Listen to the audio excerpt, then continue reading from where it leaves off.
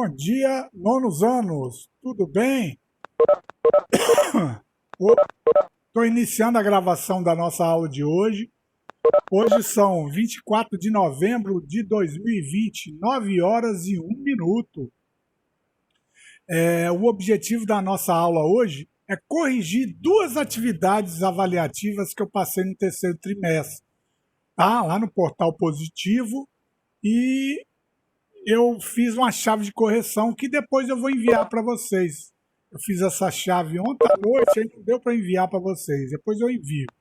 Mas vamos tirar dúvidas dos exercícios, das atividades avaliativas que vocês fizeram. Duas delas, né? Eu selecionei duas, porque uma está em curso ainda, que é a sexta, né? E eu escolhi a terceira e a quinta, que foram duas atividades agendadas em avaliações no Positivo On. E vamos tirar aquela dúvida, dar algumas dicas de correção para vocês, tirar dúvidas de quem errou alguma atividade, né? Alguma proposição.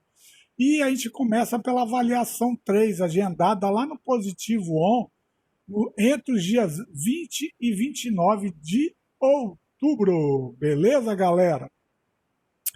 Vamos lá, o pessoal está chegando aí, já temos 37 pessoas, vamos aguardar a chegada de mais pessoas. Vamos lá para a primeira questão, ó.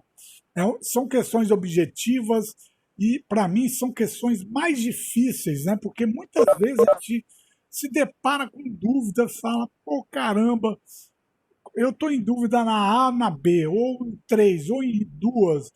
Então a gente tem que reduzir essas dúvidas. Para mim, particularmente, os exercícios objetivos de marcar X são mais difíceis do que os discursivos. Não sei se para vocês também. Bom dia, Eduarda.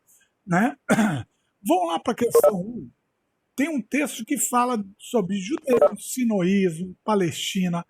Então envolve aquele conflito entre Israel e Palestina. Esse exercício ele tinha como referência o capítulo Geopolítica na Ásia, na apostila 4, tá? Se não me engano, é o capítulo 10, tá?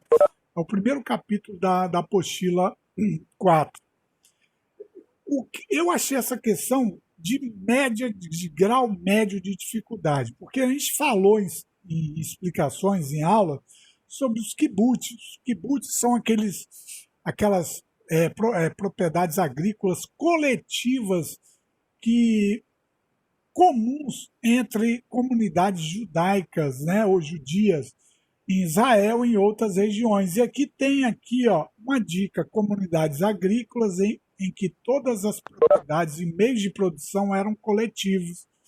Então, nós falamos isso em aulas e destacamos os kibbutz. Talvez alguém poderia confundir com a ecovila, porque o termo eco é um termo da moda, né? Vou botar ecovila. Não, trabalhos coletivos relacionados à comunidade judaica são chamados de kibbutz. Eles são muito comuns em Israel e em comunidades judaicas em outras regiões do mundo, tá? Negev é um deserto, né? E então é um grau de dificuldade aqui médio para vocês. Quem botou a letra D, beleza, acertou. A 2.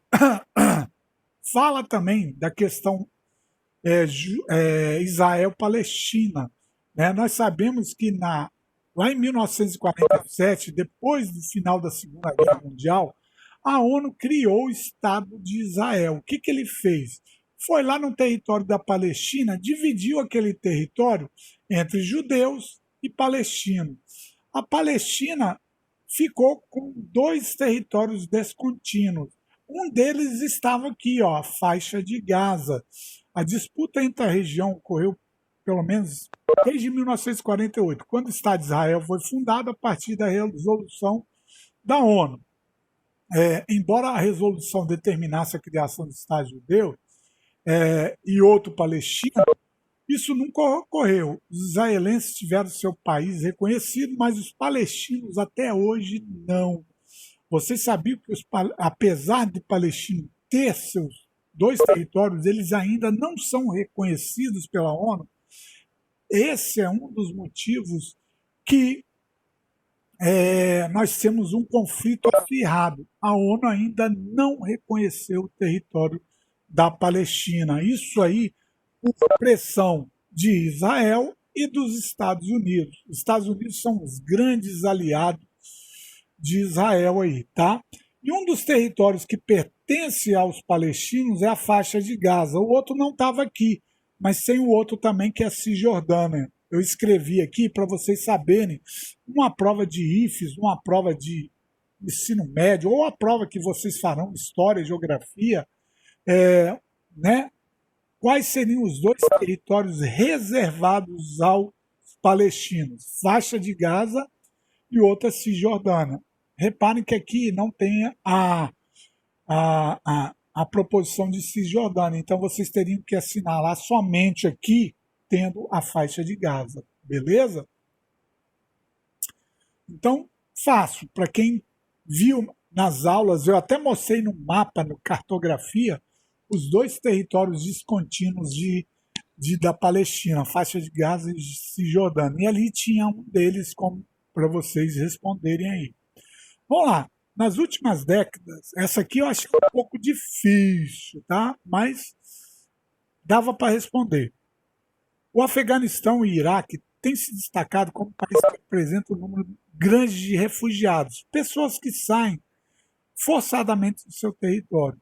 Qual é a alternativa correta? Os conflitos armados em que o Iraque se envolveu no início da década de 90 e o início do século XXI, além das disputas internas envolvendo sunitas, a questão ali que envolve é uma disputa religiosa. Apesar de ser islâmicos, esses dois grupos aqui são correntes religiosas que são oposicionistas, tá? Xiitas são mais radicais, sunitas são mais moderados, eles seguem preceitos do Alcorão, porém com ideologias diferenciadas, tá? Vamos comparar, numa comparação bem desproporcional, o protestantismo e o catolicismo dentro do segmento cristão, tá? Mais ou menos isso aí, tá?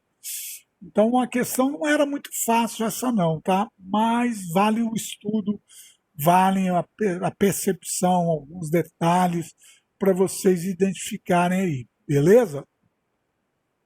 Qualquer dúvida vocês vão me chamando aí. Com relação às características das Coreias, leia as afirmações a seguir. Essa questão estava enjoadinha, ó. A única incorreta aqui, ambos os países são presidencialistas. Vocês iriam pensar, pô,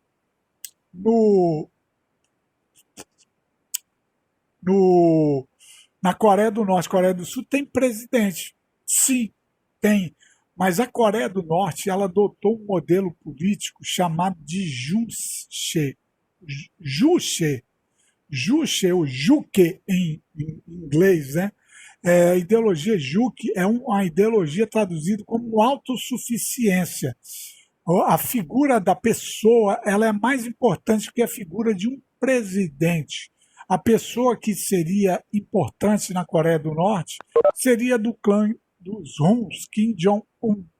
Então, olha só, o avô do Kim Jong-un seria hoje uma figura, né, que poderia ser traduzida como um mestre para a população norte-coreana. Então, aqui, se você for na Coreia do Sul, quem representa o povo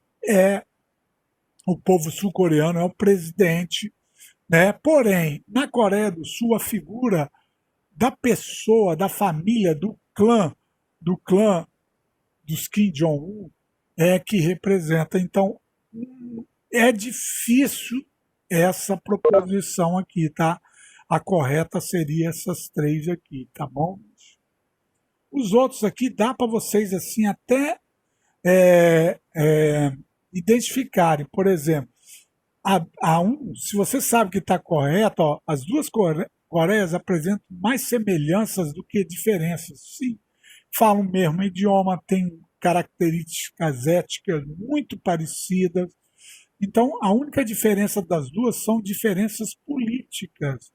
Então, se vocês soubessem responder essa questão, você mataria essa aqui, mas teria essa ainda como dúvida. E a 3 seria o quê? Que não estaria aqui, ó. Aí vocês teriam que ir para 4, né? Do ponto de vista geopolítico, a Coreia do Sul tem mais vínculo com o Ocidente, com certeza, Japão, Estados Unidos, isso aí daria para responder. O que eu achei difícil aqui foi essa pegadinha aqui, ó. Isso aqui é uma pegadinha, isso é maldade com vocês, tá? Porque ambos têm presidentes, né? Mas a figura do presidente da Coreia do Sul é diferente da Coreia do Norte, que tem uma ideologia Juche, ou Juche, como a gente chama, né? Que é uma filosofia que defende que a fonte de que os mestres da revolução e da construção social são as massas populares. Então mostra essa diferença de ideologia política das duas Coreias. Olha, eu sinceramente, eu poderia cair numa questão dessa aqui também, tá? De pegadinha, viu? Não foi fácil. Eu fui ali, pesquisei isso aqui e anotei isso aqui para vocês, tá? Por isso que eu vou mandar para vocês depois estudarem isso aí, que é legal. Conhecimento nunca é demais. Sempre ele vai incorporar a sua sabedoria, né? Vamos lá. Geopoliticamente, o Oriente Médio é uma região estratégica. Nós falamos isso em sala, em aula. Conta com importantes reservas de petróleo que atraem interesses das potências e de empresas multinacionais. Um dos interesses do mundo com o Oriente Médio é o petróleo. Ali tem a maior produção e exportação desse produto para o mundo quase todo. Olha os erros aqui. Situa-se muito próximo à China? Não, está um pouco distante. A China está mais ao leste. O Oriente Médio está mais encostado na África e na Europa. Então, errado. A palavra muito está errado. Ó, extremismo. Olha o extremismo. Próximo à China? Relativamente, mas muito próximo. Distorceu a questão aqui, tá? Olha a palavrinha que vocês odeiam, e eu também não gosto dela. O local de origem da maioria dos imigrantes que hoje compõem a força de trabalho da Europa e da América do Norte não são os asiáticos do Oriente Médio, e sim os africanos na Europa e na América do Norte, latinos, e na Europa, africanos, tá? Então, muito atento a isso aqui. É um dos maiores produtores de carvão mineral. Ui, machucou aqui, hein? Aqui teria que ser petróleo. E o carvão mineral não é o recurso mais utilizado do planeta atualmente, sim o petróleo. Essa aqui estava fácil, não estava, nono ano? Então vamos lá. E o último, vem investindo em grandes esforços para se tornar uma potência mundial na geração de energia limpa. Essa aqui machucou também, tá? Se produz muito petróleo, não é uma energia limpa, é uma energia que gera problemas de poluição, de aquecimento global, com a queima de combustíveis fósseis. Olha as pegadinhas, palavras que distorcem as questões. Limpa, carvão mineral, muito. Então, olha como as questões objetivas, elas são cruéis às vezes, né? Então, muito atento a esses tipos de pegadinhas que muitas vezes a gente não percebe, entendeu? E cai bonito. Aqui tem um mapa que vocês adoram, cartografia. Quando tem um mapa, opa, uma questão de mapa, eu adoro. E isso aí é identificar território. O Oriente Médio, localizado na Ásia, é uma das regiões mais conflituosas de todo o mundo. Observe o mapa e identifique a alternativa que lista corretamente os países que pertencem a essa região. Vamos ver as opções aqui. China, Oriente Médio, Japão, isso aqui muito fácil eliminar, né? Vietnã, nem pensar. Laos, Camboja, Malásia, nem pensar. Afeganistão, sim. Paquistão, não. Índia, não. Né? Bangladesh, não. Butão, não. Nepal, não. Mongólia, também não. Rússia, no Oriente Médio, Deus que me livre. Cazaquistão, Uzbequistão, Turcomenistão, de jeito maneira. Sobrou a letra D, ó. Olha lá. E aqui ele mostra. Deu a dica para vocês, ó. Turquia, Síria, Líbano, não dá para enxergar, mas está aqui, ó. Arábia Saudita, Jordânia. Tá fácil demais, ó. Olha aqui a Índia onde está. Olha a Rússia onde está. Olha a China. Ele deu a dica para vocês responderem. Qual era a chave dessa resposta? Identificar, localizar o Oriente Médio, que é essa região aqui. Muito fácil, não é? Então essa questão aqui eu acertaria e vocês acertaram com certeza. Quem errou eu vou dar 0. É lógico que ninguém vai falar para mim quem errou, né? Porque vai ficar... Eu vi lá, mas eu não vou dar 0. Tô brincando, tá? Isso aí é pra gente... Ué, já acabou da primeira, da 3? Vamos pra quinta agora. Tá acabando. A correção hoje, a aula hoje vai ser um pouco mais rápida, tá? Então, mais pra gente acabar com a apostila 4, tirar dúvidas, eu vou vir revisando depois, beleza? Vamos para a avaliação 5, que foi a penúltima que eu dei, que venceu do dia 29, prorroguei mais um prazo também, e eu só não vou corrigir a 6, senão vou dar a resposta para vocês, e ela está em curso até o dia, se me engano, amanhã ou depois. Vamos lá. Aqui tem uma proposição de marcar as lacunas aqui, né? Se você não sabe se são os catalães, bascos, latinos, vocês vão por ordem de localizado. Ó, situado no norte da Espanha, sudoeste da França, quem são os bascos? Vocês matam a charada, né? Repare que tem aqui, além dos bascos, você vê 2 países aqui, ó. Não é o norte da França, é o sudoeste, e a Alemanha não tem problema com os bascos. Então essa questão daria para a gente eliminar bem, tá? Latinos, não. Os latinos, eles foram povos que viveram no centro-sul da Europa, que se dissolveram em espanhóis, italianos, franceses. Os catalães, vocês poderiam ter dúvida, mas os catalães estão totalmente dentro do território espanhol. Por isso que vocês poderiam ter aqui uma dúvida aqui, talvez, ó. Mas o mais fácil para acertar seria esse da letra B de bola. Joia? Olha os catalães aqui, ó. Eu estou apostando uma questão dessa para vocês, tá, gente? Fiquem ligados, ó. Os bascos estão aqui, ó. Eu tenho esse mapa lá no slides, vocês têm. E os catalães estão totalmente dentro do território espanhol. Ao nordeste aqui, eles estão ao noroeste. Então vamos lá.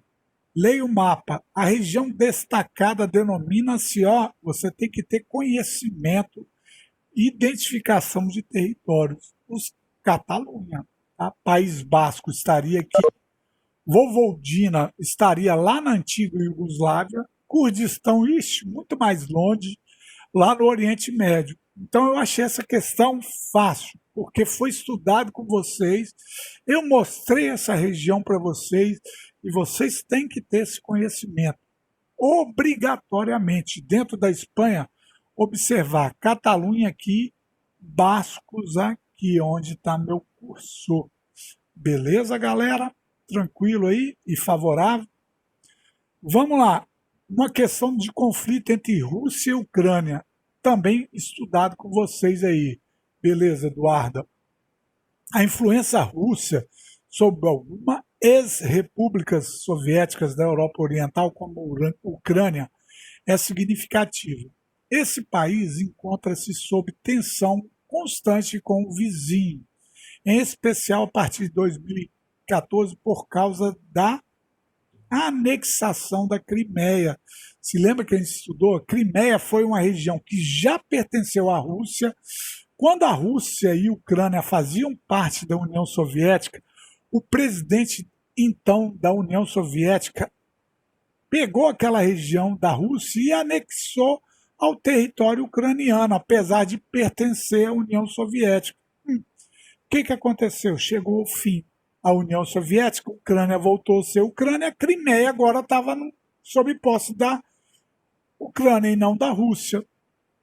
A própria população criou em 2014 um plebiscito, onde a maioria decidiu voltar a pertencer à Rússia. E a Ucrânia não aceita essa decisão popular. Então, é uma questão que eu aposto também para vocês aí. Fiquem muito ligados, tá? Crimeia associa ela à disputa entre Ucrânia e Rússia. A população da Crimeia quer voltar, pelo menos a maioria dela, tá? A gente sabe que quando você tem uma votação, vence a maioria. Você não vai ver 100% votaram para a anexação da Rússia, mas mais de 50%, que é a maioria, votaram. Tá, beleza, Ronald. Depois eu vou enviar o slide e ela pega essa revisão. E tá gravando a aula, ela assiste depois. Valeu, Ronald. Então, muito atento aqui a essa geopolítica. Esse ano eu aposto em questões aí para vocês. Com relação às regiões europeias, pode-se afirmar que a 1, a 3, a 4, a 5 estão corretas. Por que a 2 está errada? A Islândia também não é muito fácil, vocês teriam que saber sobre IDH e classificação dos IDHs, mas tudo bem, vamos lá. A Islândia apresenta o maior IDH da Europa, não é a Islândia, galera, é a Noruega, beleza? Então o erro aqui está no país, não é a Islândia que possui o maior IDH da Europa, e sim a Noruega. Ah, a Islândia então é o último. Não. Sabe que posição ele está? Terceiro. É covardia. Eu não acho uma questão boa para alunos da idade de vocês. Eu acho isso aí uma questão difícil. O país está localizado na porção setentrional. A Islândia e a Noruega estão. Setentrional. Qual é a direção do setentrional para mim? Quem me fala aí? Bota no chat ou responde no microfone. Setentrional é qual posição? Estou esperando, deixa eu beber uma água aqui.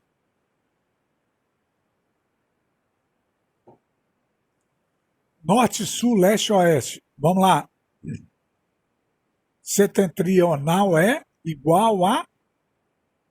Estou no vácuo, hein? Ninguém me respondeu?